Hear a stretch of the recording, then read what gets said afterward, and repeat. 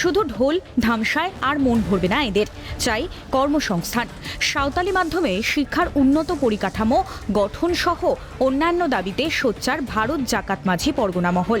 একগুচ্ছ দাবি নিয়ে জেলা শাসকের দ্বারস্থ আদিবাসী সমাজের মানুষ। জেলার বিভিন্ন প্রান্ত থেকে আসা আদিবাসী মানুষরা বাঁকুড়া শহরে মিছিল করে জমায়েত করেন তাম্বুলি বাঁধে। সেখান থেকে সমবেত হয়ে তারা হাজির হন জেলা শাসকের দপ্তরে।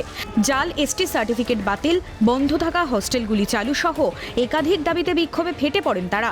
পাশাপাশি সরকারি সুযোগ সুবিধা দেওয়ার ক্ষেত্রে স্বজন পোষণ, দলবাজি ও কাটমানি বন্ধ করার দাবিতে সরব আদিবাসীরা। দাবি না মিটলে আগামী দিনে নবান্ন অভিযানের ডাক দিলেন আন্দোলনকারীরা। সাঁওতালি শিক্ষার ক্ষেত্রে যে নৈরাজ্য হয়েছে, এখন পর্যন্ত স্কুল নেই, এখন পর্যন্ত পঠন পাঠনের ব্যবস্থা ভালো করে হয়নি, শিক্ষক নিয়োগ নেই। তারপরে আমার জাহের থান এখন পাট্টা বিলি হয়নি, বেকার আদিবাসী যুবকদের এখনো চাকরি হয়নি। বিভিন্ন প্রকল্পের আদিবাসীদের সাঁওতালদের এখনো বঞ্চিত করা হচ্ছে বিভিন্ন সরকারি প্রকল্প থেকে। জল জমে অধিকার এখনো পাইনি আমরা।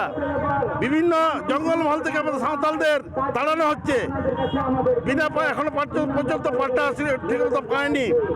এরকম আমরা 25 দফা দাবি নিয়ে আমরা ডিএমকে জানাতে চাই। আজ পর্যন্ত সরকার ইতিবাচক কোনো সাড়া দেয়নি। অদূর ভবিষ্যতে আমরা নবান্ন অভিযানও করতে পারি। শিক্ষক নিয়োগ, সারা রাজ্যের সাঁওতালি মাধ্যমে শিক্ষক নিয়োগের সব থেকে বড় সমস্যা আমাদের বাঁকুড়া জেলাতে। 3টা ইন্টিগ্রেটেড গভর্নমেন্ট মডেল স্কুল আছে।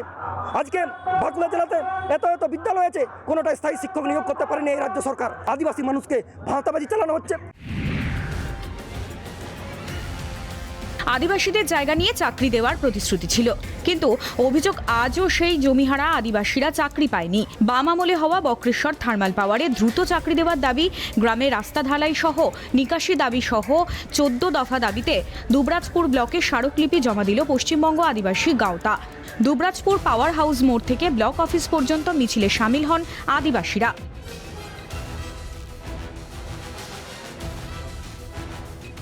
বক্রেশ্বর থার্মাল পাওয়ারে ওখানে বহু আদিবাসীদের জমি চলে গেছে এবং জমি নিয়ে নেওয়া হয়েছে। সেখানে না কম্পেনসেশন, না কোনো চাকরি, কিচ্ছু পায়নি। আদিবাসী বলেই এখনও অব্দি চাকরি দেওয়া হয়নি। আদিবাসী বলে বিভিন্ন গ্রামে এখনও 100 দিনের কাজ নিয়ে বিভিন্নভাবে গাফিলতি করা হচ্ছে।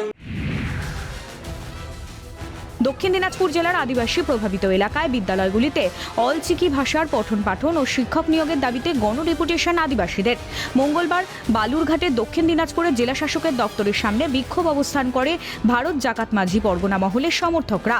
জেলার বিভিন্ন ব্লকের আদিবাসীরা গণডেপুটেশনে সামিল হন। আদিবাসীদের মাতৃভাষায় শিক্ষার পাশাপাশি অলচিকি শিক্ষক নিয়োগ, আদিবাসীদের শংসাপত্র, ভুয়ো শংসাপত্র বাতিল, আদিবাসী অধ্যুষিত এলাকায় সামগ্রিক উন্নয়নের দাবিতে এদিন জেলা শাসকের দপ্তরে দাবি পত্র জমা দেন তারা। দাবি না মিটলে বৃহত্তর আন্দোলনের ডাক দিল আদিবাসী সংগঠন। সার্টিফিকেট যেরকম যে কোনো জায়গায় থেকে এদিক ওদিক করে মানে এসটি নয়, অথচ এসটি সার্টিফিকেটও নিয়ে বিভিন্ন জায়গায় পঠন পাঠনের সুযোগ সুবিধা গ্রহণ করছে, এসটি হয়ে চাকরি বাকরি খেতে করছে। অথচ সেই জায়গায় অ্যাকচুয়ালি যেটা ক্যান্ডিডেট আছে এসটি ক্যান্ডিডেট, সে বঞ্চিত হচ্ছে। গোটা রাজ্যে উন্নয়নের জোয়ার চলছে। মুখ্যমন্ত্রীর দাবি অনুযায়ী জঙ্গলমহলের আদিবাসীরা হাসছে, তবু ক্ষোভের এত বহিঃপ্রকাশ কেন? Bureau report, Calcutta television network.